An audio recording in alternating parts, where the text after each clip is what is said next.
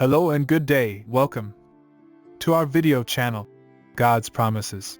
And today's video will be a fast, concise overview. Book of Isaiah, chapter 16. Let's get started now. Isaiah chapter 16 is a prophecy about the Moabites, who were a neighboring nation to the Israelites. The Moabites had a history of conflict with the Israelites and were often seen as enemies.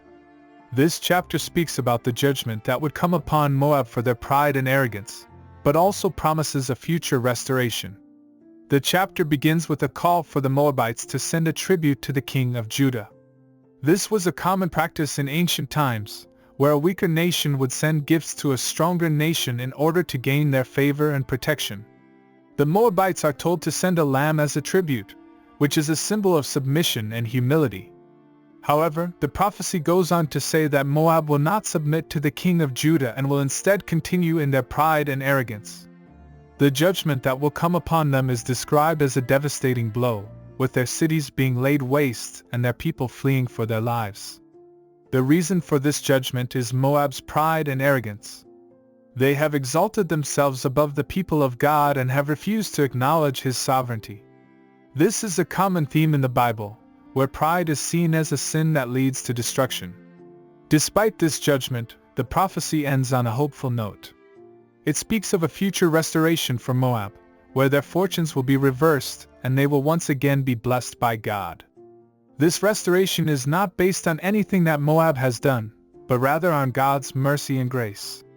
The lesson we can learn from this chapter is the danger of pride and the importance of humility. Moab's downfall was not due to their lack of power or resources, but rather their refusal to submit to God.